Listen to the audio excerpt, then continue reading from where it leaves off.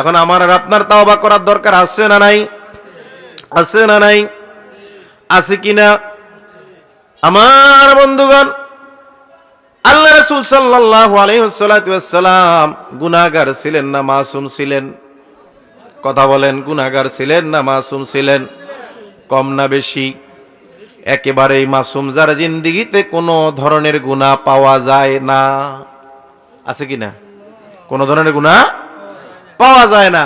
আমার ওই নবী, মাসুম নবী, যিনি একেবারেই গুনাহ করেননি, বিন্দুমাত্র গুনাহ যার আমলনামায় খুঁজে পাওয়া যায় না, ওই নবী আল্লাহ রাব্বুল আলামিনের কাছেও তাওবা করেছেন। বলি সুবহানাল্লাহ। তাওবা করছেন কিনা? প্রমাণ আছে না নাই?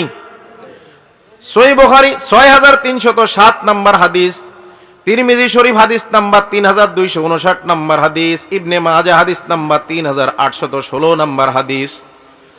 আন আবি হুরায়রা রাদিয়াল্লাহু তাআলা আনহু قال قال رسول الله صلى الله عليه وسلم, হযরত আবু হুরায়রা রাদিয়াল্লাহু তাআলা আনহু বলেন, আল্লাহ রাসূল সাল্লাল্লাহু আলাইহি ওয়াসাল্লাম ইরশাদ করেন, ওয়াল্লাহি, আল্লাহর কসম। হাদিসটা শুরু করছেন আল্লাহর কসম দিয়ে আল্লাহ রাসূল সাল্লাল্লাহু, আমার সাথে কথা বলতে হবে।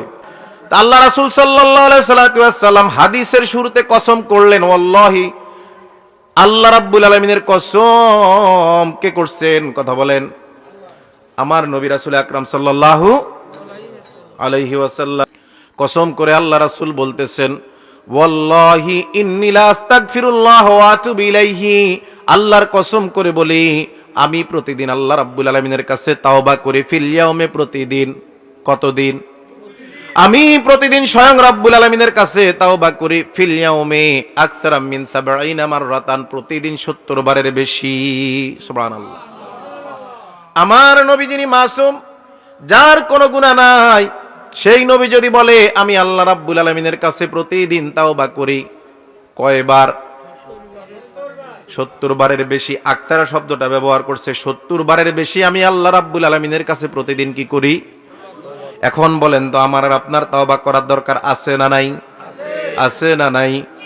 আমার আপনার গুনাহ নবীর গুনার চাইতে কম না বেশি? এখন তাওবা করার দরকার আছে না নাই? তাওবা করব নাকি তাওবা ছাড়া বাড়িতে যাব?